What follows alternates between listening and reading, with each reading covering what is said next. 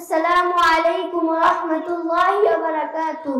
الحمد لله رب العالمين والصلاة والسلام على سيد الأنبياء والمرسلين وعلى آله أصحابه أجمعين أما بعد.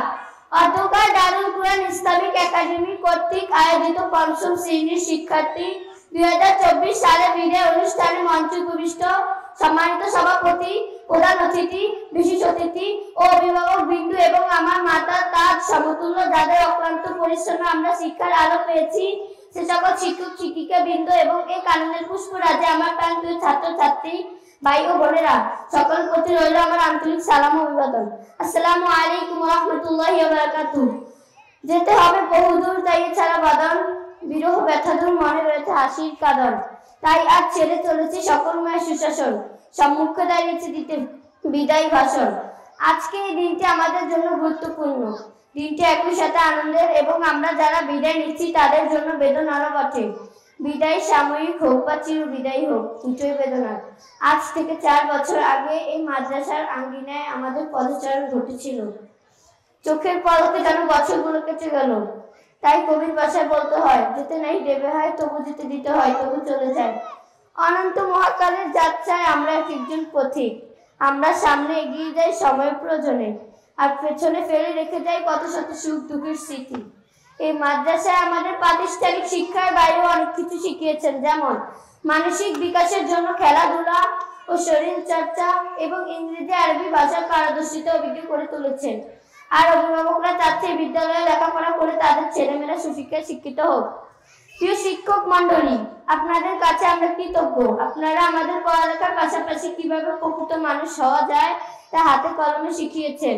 কবির ভাষায় বলতে হয়, দেখবার জন্য যেমন চোখের আলো প্রয়োজন, ঠিক তেমনি শিক্ষার জন্য শিক্ষাগুরু প্রয়োজন।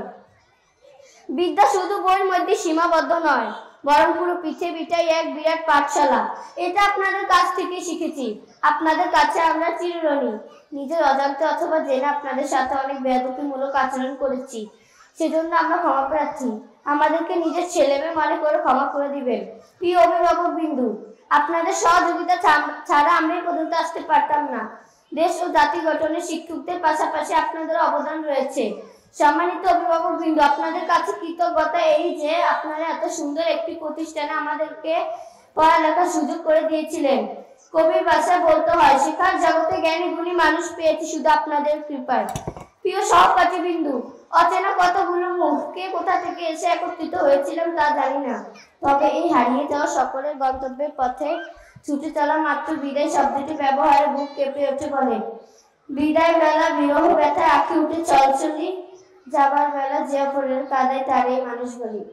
স্নেহের অনুজ, কি বলবো আজ তোমাদের, ভুলে গেছি সব কথা বিরহ বিষাদে। তোমাদের ছেড়ে যেতে হবে এমন ভাবনা কখনো জীবন তরি জলে নিমজ্জিত করিনি। তাই তো বলতে হয়, একসাথে আছি একসাথে বাঁচি, আজও একসাথেই থাকবো। আজ অশ্রুসিক্ত মন নিয়ে তোমাদের নিকট আমার হাত বাড়িয়ে দিলাম। তোমরা আমাদের ভুলগুলোকে ক্ষমা করে দিও, আমরা তোমাদের ক্ষমা করে দিলাম। শ্রদ্ধার শিক্ষক, অভিভাবক, ছোট বড় ভাই ও বোনেরা, সকলের নিকট আমরা আমাদের ভুল ভ্রান্তির জন্য ক্ষমা প্রার্থনা করছি। দেশ ও জাতি গঠনে আমরা যেন যথেষ্ট ভূমিকা রাখতে পারি সেজন্য দোয়া চাচ্ছি। আর আপনারা যারা এতক্ষণ মূল্যবান সময় দিয়ে আমার এই বিদায়ের সুর শুনলেন, আপনাদের কাছে ক্ষমা প্রার্থী। ক্ষমা করুন, ধৈর্য ধরুন, হোক সুন্দরতর বিদায়ের ক্ষণ, মৃত্যু নয়, ধ্বংস নয়, বিচ্ছেদের ভয়, শুধু সমাপন। আর দারুল কুরআন ইসলামিক একাডেমির সাফল্য কামনা করে এখানেই বক্তৃতা রীতি টানলাম। আল্লাহ হাফেজ। আসসালামু আলাইকুম ওয়া রাহমাতুল্লাহি।